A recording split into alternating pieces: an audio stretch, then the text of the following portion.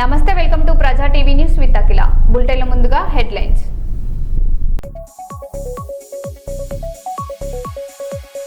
నర్సంపేటలో high tension. మాజీ MLA Peddi Sudarshan Reddy విగ్రహం తొలగింపు.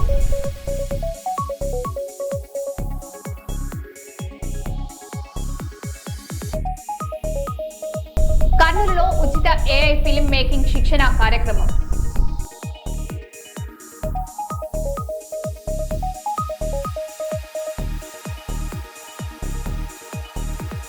సంగారెడ్డి జిల్లా పుల్కల్ మండలంలో లయన్స్ క్లబ్ ఆధ్వర్యంలో ఉచిత కంటి శిబిరం.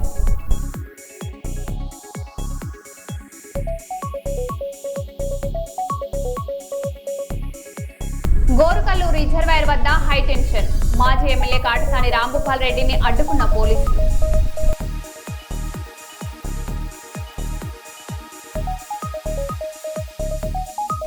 రేవంత్ రెడ్డి ప్రభుత్వం తీసుకొచ్చిన శక్తి స్కీమ్ పై విద్యార్థుల ఆగ్రహం. పాలిటెక్నిక్ విద్యార్థుల ధర్నా.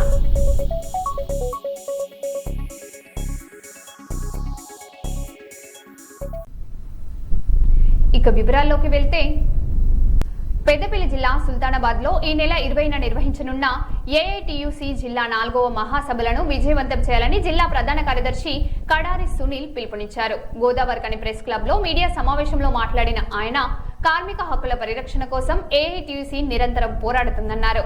కేంద్ర ప్రభుత్వం తీసుకొచ్చిన 4 లేబర్ కోడ్లను వ్యతిరేకిస్తూ కార్మికులు ఐక్యంగా పోరాడాలని పిలుపునిచ్చారు. ప్రెస్ మిత్రులకు నమస్కారం. ఏఐటిసి పెద్దపల్లి జిల్లా మహాసభల సందర్భంగా ఈరోజు ఈడ ప్రెస్ మీట్ ఏర్పాటు చేయడం జరిగింది. ఈ కార్యక్రమాన్ని ఉద్దేశించి ఏఐటిసి పెద్దపల్లి జిల్లా ప్రధాన కార్యదర్శి కామ్రేడ్ కడార్ సునీల్ గారు వీటికి సంబంధించిన వివరణ ఇస్తారు. ఈ కార్యక్రమంలో ఏఐటిసి నగర అధ్యక్ష కార్యదర్శులు అబ్దుల్ కరీం, శనగరపు చంద్రశేఖర్, జిల్లా వర్కింగ్ ప్రెసిడెంట్ పూసాల రమేష్, జిల్లా నాయకులు నాంసాం శంకర్, రెడపాక లక్ష్మణ్. నమస్కారాలు తెలియజేస్తున్నాం. ఏఐటిసి పెద్దపల్లి జిల్లా 4వ మహాసభలు సుల్తానాబాద్ మండల కేంద్రంలో ఈ నెల ఆగస్టు 20న బేస్తవారం జరపడానికి అన్ని ఏర్పాట్లు జరుగుతూ ఉన్నాయి. అందులో భాగంగానే పెద్దపల్లి జిల్లాకు గుండెకాయ లాంటి కోల్బెల్టు ప్రాంతంలో ప్రచార నిమిత్తం, మహాసభల విజయవంత ప్రచార నిమిత్తం ఈ రోజున సమాచారం ఇవ్వడానికి జిల్లా ప్రజలకు, కార్మికులకు, కర్షకులకు, కష్టజీవులకు సమాచారం ఇవ్వడానికి ఇక్కడ ప్రెస్ మీట్ అనేది ఏర్పాటు చేయడం అనేది జరిగింది. దీనికి విచ్చేసిన అందరికీ కూడా అభినందనలు తెలియజేస్తూ, 1920లో ఆవిర్భవించినటువంటి ఏఐటిసి నేటికి 106 సంవత్సరాలు దాటుతుంది. అనేక పోరాటాలు, అనేక త్యాగాలు, ఎందరెందరో బలిదానాలు తోటి ఏఐటిసి నిర్మాణం దేశంలో విప్లవ కార్మికోద్యమంలో ఒక మైలురాయిగా నిలిచిందనేది గొప్పగా, గర్వంగా చెప్పుకోవచ్చు.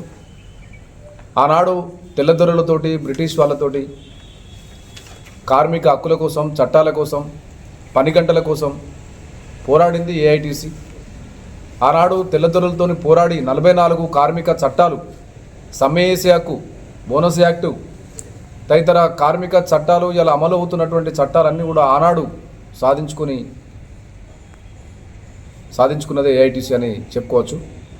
ఇవాళ స్వాతంత్రం వచ్చి 80 సంవత్సరాల పండగ విజయవంతంగా జరుపుకున్నాం. పిప్పరమెట్లు పంచుకున్నాం, చాక్లెట్లు, స్వీట్లు పంచుకున్నాం.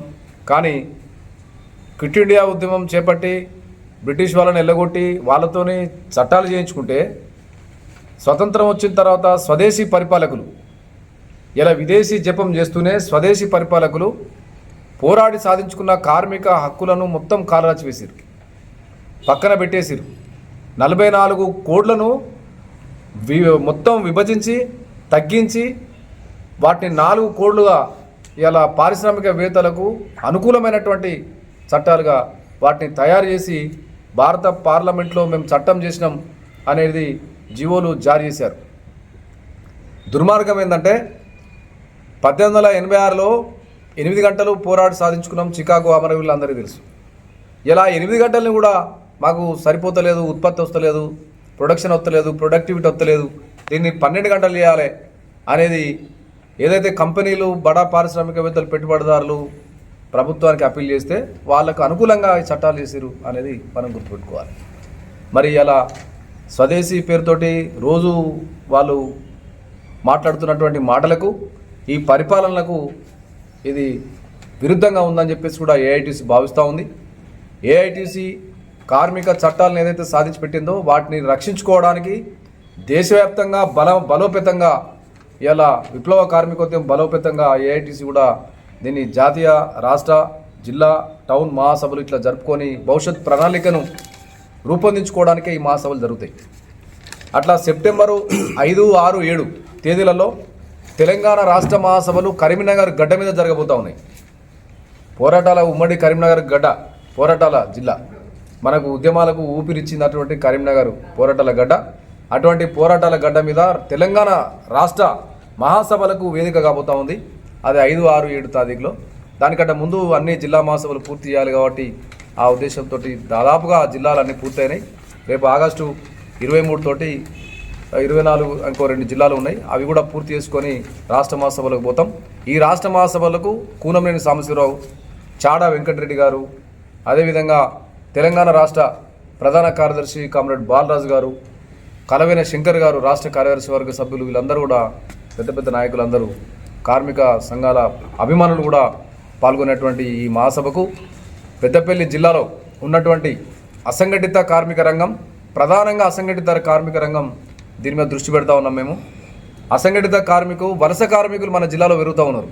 బాగా మరియు అబ్జర్వ్ చేయండి, 18 రాష్ట్రాల వలస కార్మికులు ఇలా పెద్దపల్లి జిల్లాలో ఉంటా ఉన్నారు. 18 నిన్న మేము లేబర్ డిపార్ట్మెంట్ సమాచారం అడిగితే 18 దాకా ఉన్నాయి, కానీ ఇంకా 22 అంటే ఇంకా 4-5 పెరుగుతాయండి అని చెప్పారు. అంటే దాదాపుగా 20-22 రాష్ట్రాల నుంచి పెద్దపల్లి జిల్లాలో ఇలా వాళ్ళు అన్ని పనులు చేస్తూ ఉన్నారు తెలంగాణలో. ఇక్కడ కార్మిక వర్గం ఏఐటీసీ మహాసభలు సుల్తానాబాద్ పట్టణంలోని యశోద నరహరి ఫంక్షన్ హాల్లో ఈ నెల 20వ తేదీన చేయడం జరుగుతుంది. అలాగే రాష్ట్ర మహాసభలు కూడా కరీంనగర్లో సెప్టెంబర్ 6, 7, 8 రోజు జరుగుతాయి. దానిలో భాగంగా ఈరోజు గోదావరిఖని ప్రెస్ క్లబ్లో మరి ప్రెస్ మీట్ ఏర్పాటు చేయడం జరిగింది. అసంఘటిత రంగ కార్మిక వర్గం కేంద్ర ప్రభుత్వం చేస్తున్న 44 కోడ్లను ఏదైతే ఉన్నదో వాటిని కుదించి 4 కార్మిక చట్టాలు 4 కుదిస్తున్నాయి. మరి వాటిని 44 చట్టాలను స్వతంత్రానికి ముందే మనము తెల్లదొరలతోటి బ్రిటిషర్లతోటి పోరాడి సాధించుకున్నాం. వాటిని ఈరోజు కేంద్రం మోదీ ప్రభుత్వం కాలరాసి కార్మికుల హక్కులను హరించి అట్లానే మాట్లాడే గొంతుకను సైతం మాట్లాడనివ్వకుండా చేస్తున్నాయి. అసంఘటిత రంగంలో పనిచేసే కార్మికులకి ఎవరికైనా దాదాపు ఎక్కడ కూడా కనీస కూలి కూడా ఈరోజు ఇవ్వడం లేదు.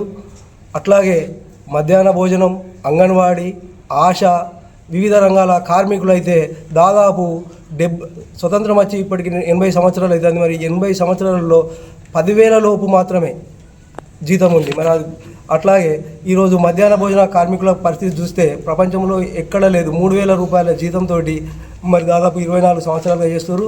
కేంద్ర రాష్ట్ర ప్రభుత్వాలపై ఎన్ని సమ్మెలు చేసినా ఏం చేసినా మరి చీమ కుట్టినట్టు కూడా జరగడం లేదు. అట్లాగే ఈ అసంఘటిత రంగ కార్మికులను చట్టాలు కూడా నాటి పోరాట ఫలితాలే. మరి ఆ రోజు వచ్చిన కార్మిక చట్టాలను మరి నేడు మన కేంద్ర ప్రభుత్వం హరిస్తుంది. కాబట్టి అసంఘటిత రంగ కార్మికులు ఏఐటీసీలో ఉన్న ఏఐటీసీని బలోపేతం చేసి రేపు పెద్దపల్లి జిల్లా సుల్తానాబాద్ పట్టణంలో ఏఐటీసీ జిల్లా మహాసభలు జరుగుతాయి. అట్లాగే రాష్ట్ర మహాసభలు కూడా కరీంనగర్ పట్టణంలో జరుగుతాయి. వాటిలో పెద్ద ఎత్తున పోరాటాలు చేయడానికి, భవిష్యత్తులో కార్మికుల చట్టాలను రక్షించుకోవడానికి పెద్ద ఎత్తున జరుగుతాయి. కాబట్టి ఈరోజు తెలంగాణ రక్షణ సేన చీఫ్ కవిత సీఎం రేవంత్ రెడ్డి ప్రభుత్వంపై తీవ్ర విమర్శలు చేశారు. రేవంత్ రెడ్డి రాక్షస రాజ్యం ఆర్ఆర్ఆర్ అంటూ ఘాటు వ్యాఖ్యలు చేశారు. పేదల భూములను లాక్కొని పెద్దలకు అప్పగిస్తున్నారని ఆరోపించారు. రావిల్యాలలో భూముల కేటాయింపుపై ప్రశ్నలు లేవనెత్తుతూ భూ వ్యవహారాలపై సమగ్ర విచారణ జరపాలని డిమాండ్ చేశారు. పేదల తరపున పోరాటం చేస్తామని కవిత స్పష్టం చేశారు. ఇవాళ మొత్తం దేశమంతా కూడా మన తెలంగాణ గురించి కథలుగా చెప్పుకుంటున్నారు. ఎట్లా అంటే అనగనగా ఒక సీఎం ఉండేనట. ఆ సీఎం 7 అన్నదమ్ములట. పొద్దుగాని లేచి ఈ 7 కూడా 7 దిక్కులు వేటకోతారట. ఎవరికి ఎక్కువ ఎక్కడ భూములు కనబడితే ఆ రోజు సాయంత్రం వచ్చి మళ్ళీ కూర్చొని ఇగో నేను గిడ 500 కబ్జా పెట్టినా, నువ్వు గిడ 200 కబ్జా పెట్టినావు అని ఇలా మొత్తం రేవంత్ రెడ్డి గారి 7 బ్రదర్స్ 7 దిక్కులలో ఉన్న మొత్తం భూమాతను కూడా చెరబడుతున్న పరిస్థితి. రేవంత్ రెడ్డి గారిని వారి యొక్క రౌడీ ముఠాని, ఈయనకు బాగా రియల్ ఎస్టేట్ తెలుసు, ఏదో రియల్ ఎస్టేట్ ఉద్ధరిస్తాడంటే పొద్దుగా లేచిన దగ్గర నుంచి భూమిని దొంగతనం చేయడం తప్పితే రేవంత్ రెడ్డి గారు చేస్తున్నది ఇంకోటి లేదు. పేదవాళ్ళ దగ్గర గుంజుకోవాలి, దాన్ని పెద్దవాళ్ళకి ఇవ్వాలి. అందుకే చెప్తా ఉన్నా, ఇది రేవంత్ రాక్షస రాజ్యం నడుస్తుంది తెలంగాణలో. RRR నడుస్తుంది తెలంగాణలో. RRR పాలన, రేవంత్ రాక్షస రాజ్యం నడుస్తుంది. ఇంకా కామెడీ ఏంటంటే మనకు పాతకాలంలో అడ్వర్టైజ్మెంట్లు వస్తుండే, సబ్బు కొంటే అగ్గిపెట్టే ఫ్రీ అని, buy 1 get 1 ఫ్రీ అని. అట్లా ఒక్క రేవంత్ రెడ్డి కోటేస్తే 7 అన్నదమ్ములు ఫ్రీ మనకు, కుటుంబ సభ్యులు ఫ్రీ మనకు, ఓటుకు నెట్టు కేసులో ఉన్న ఉదయ్ రెడ్డి ఫ్రీ మనకు, వేం నరేందర్ రెడ్డి ఫ్రీ మనకు, పొంగులేటి కోటేస్తే కొడుకు ఫ్రీ, శ్రీధర్ బాబు కోటేస్తే తమ్ముడు ఫ్రీ, బట్టి కోటేస్తే వాళ్ళ కుటుంబ సభ్యులు ఫ్రీ. ఏంది ఇది? ఇంతమంది రాజ్యాంగేతర శక్తులు, 200 మంది ముఠా నడుస్తుంది పరిపాలన. పెద్దపల్లి జిల్లా గోదావరిఖని చౌరస్తాలో సర్దాయి సర్వాయి పాపన్న గౌడ్ 376వ జయంతి వేడుకలు ఘనంగా నిర్వహించారు. మోకు దెబ్బ గోప ఆధ్వర్యంలో పాపన్న గౌడ్ చిత్రపటానికి పూలమాలలు వేసి నివాళులర్పించారు. గోల్కొండ నవాబులకు వ్యతిరేకంగా పోరాడిన సర్దాయి సర్వాయి పాపన్న గౌడ్ సేవలను వక్తలు కొనియాడారు. కార్యక్రమంలో గౌడ సంఘం నాయకులు, పలువురు ప్రముఖులు పాల్గొన్నారు.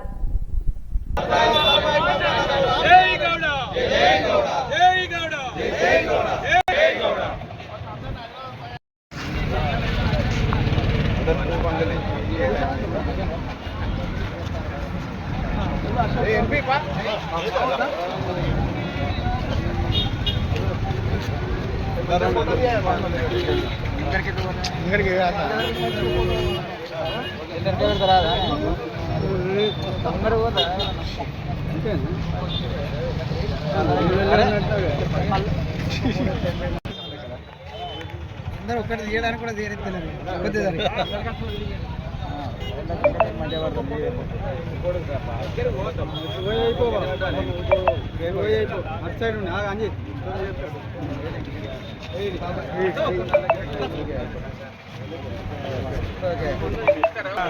ఫోటో గ్రూప్ నా గౌరవాలు మైనా చూడు అన్నా ఒకసారి ఒక గ్రూప్ ఫోటో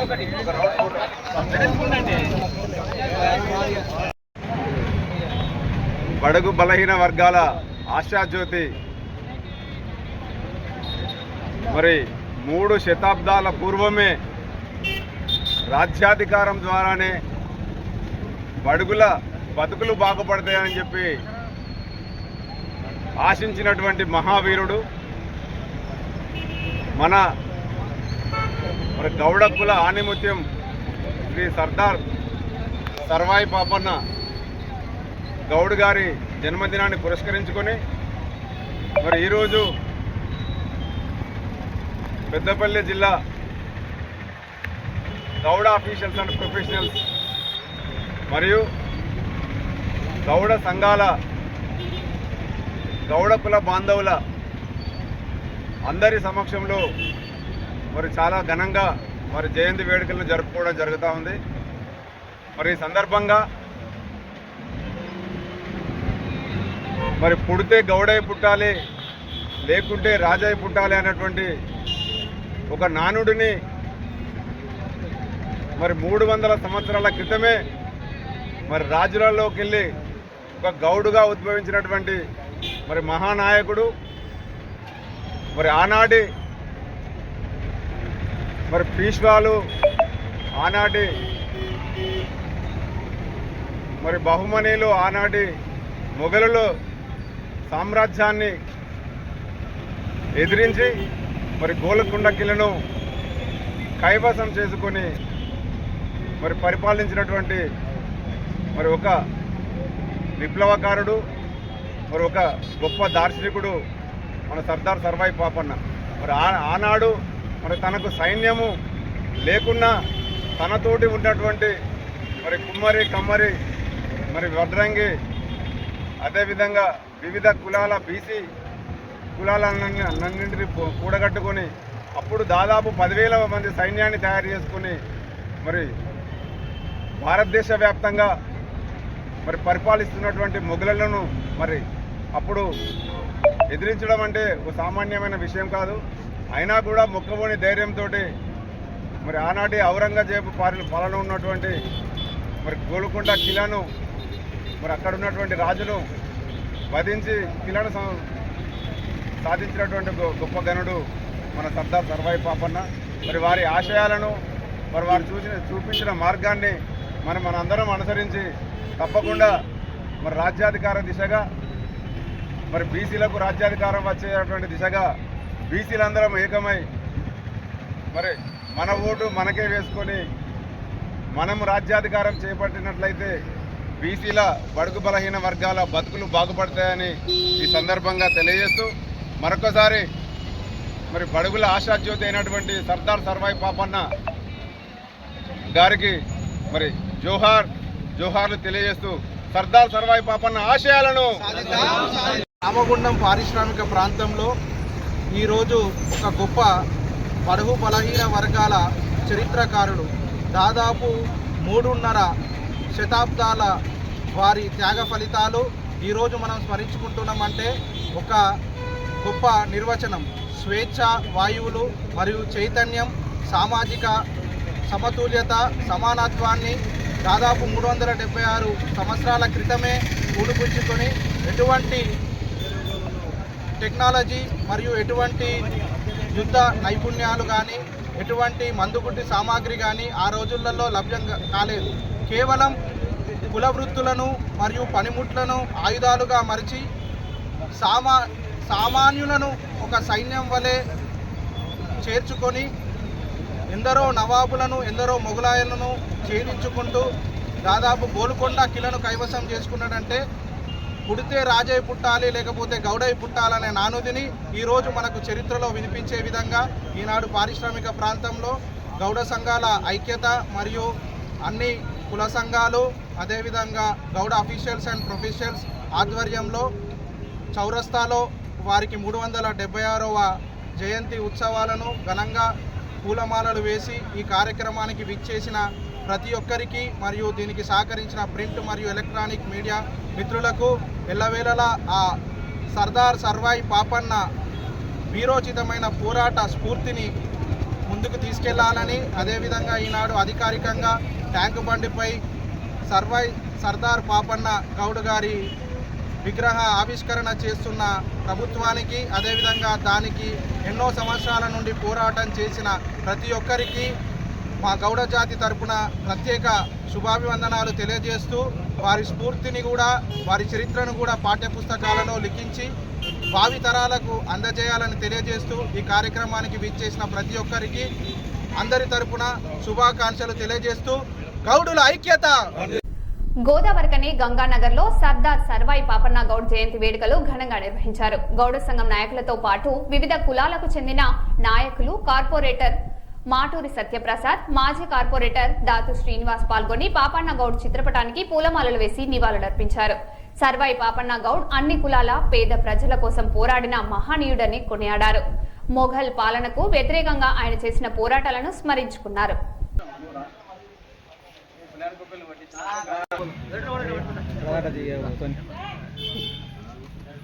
జై సర్దార్ సర్వాయి పాపన్నకి జై.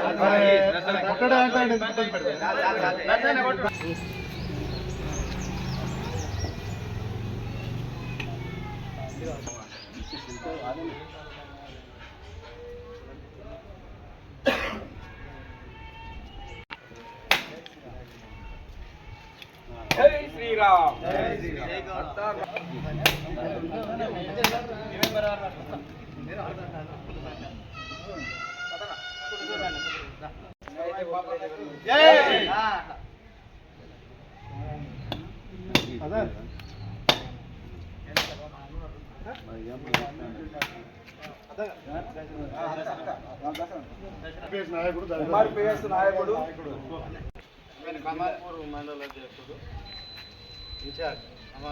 సర్వై పాపన్న గౌడికి సర్వై పాపన్న గౌడికి పరిషత్ నుంచి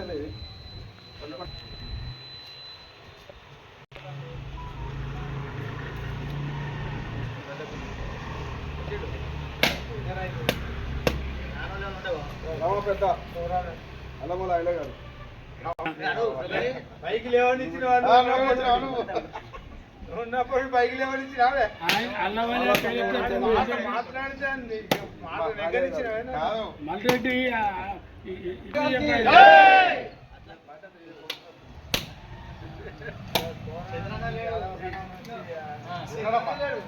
మధ్యలో కూలేవా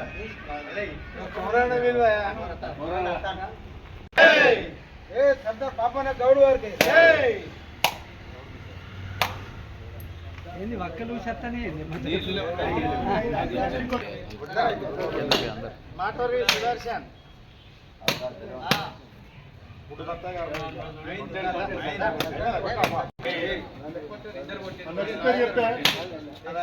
చెప్పు రమేష్ గారు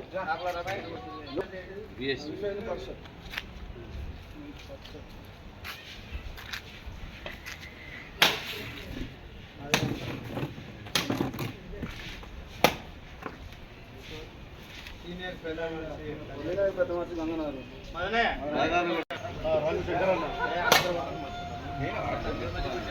గౌడ సంఘం పెద్ద మనిషి రంగు శంకరాలు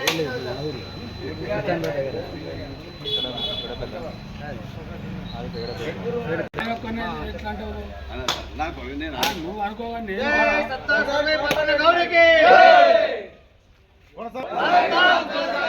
కొనసాగిద్దాం సర్వై పాపన్న గౌడ్ గారి ఆశయాలను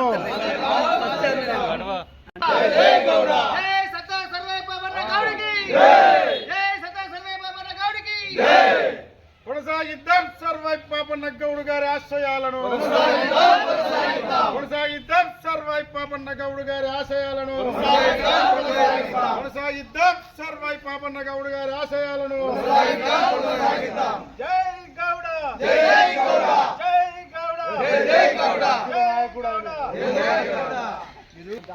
నాయకుడు సర్దార్ పాపన్న గారు ఈరోజు గౌడ సంఘం ఆధ్వర్యంలో సర్దార్ సర్వాయి పాపన్న గారి 375వ జయంతిని పురస్కరించుకొని కార్యక్రమం నిర్వహించినట్టు గౌడ కులస్తులందరూ కూడా నా యొక్క నమస్కారాలు. సర్దార్ సర్వాయి పాపన్న ఒక గౌడ కులస్థానికే కాదు, సబ్బండ వర్ణాలకు ఆయన ఒక సర్దార్గా మిగిలిపోయిండు. ఆయన చేసిన ఆయన బడుగు బలహీన వర్గాల కోసమే ఆయన పోరాటం జీవితకాలం అంతా పోరాటం చేసిండు. ఎక్కడైతే పేదోడు కనిపిస్తాడో ఆ పేదోళ్ళ దగ్గరికి తీసుకొని ఎవరైతే ఈ జమీందారులు భూస్వాముల దగ్గరికి వెళ్ళి వాళ్ళ భూములను ఆక్రమించుకొని వచ్చిన పంటను తాను సైన్యాన్ని ఏ విధంగా పోషించుకున్నాడో అదేవిధంగా ప్రజలు కూడా అదే సాయం చేయడం. అందుకే ఆయన అంత గొప్ప దేవుడు ఆయన మొదటి మొదలు దాని అరంగేట్రం ఏ విధంగా జరిగిందంటే ఆయనే తన మిత్రుడు కలిసి ఒక గోదావరి నది తీరాన కలిసి ఉన్నప్పుడు ఒక మొఘల్ సైనికుడు, మొఘల్ చక్రవర్తి యొక్క సైనికుడు వాళ్ళ స్నేహితుడిని దుర్భాషలాడి తన్నచ్చిండు. అదే గౌన్లో కత్తితో తీసుకుని చంపేసినప్పుడు చంపి ఆయన స్టార్ట్ అయింది ఆయన చరిత్ర. అప్పుడు ఆయన స్టార్ట్ అయిన తర్వాత అక్కంచెలి మొగులు నావి ఎట్లా ఉన్నా పగబడతారు చంపేస్తారు అని చెప్పేసి ఆయన మెల్లమెల్ల తలదారు పోతూ వరంగల్ కోటాను సైన్యాన్ని ఏర్పరచుకుంటూ అదేవిధంగా గోల్కొండ కోటాను కూడా తను కైవసం చేసుకోవడం జరిగింది.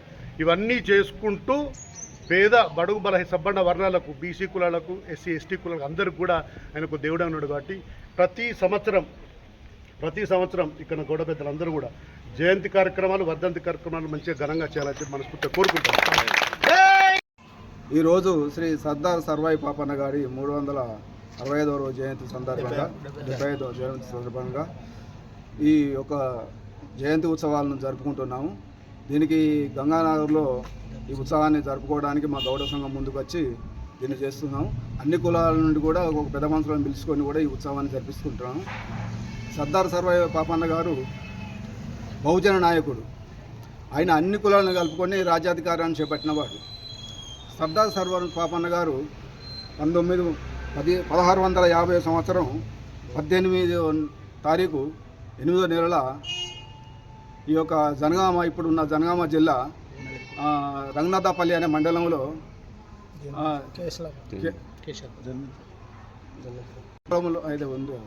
జన్మించారు.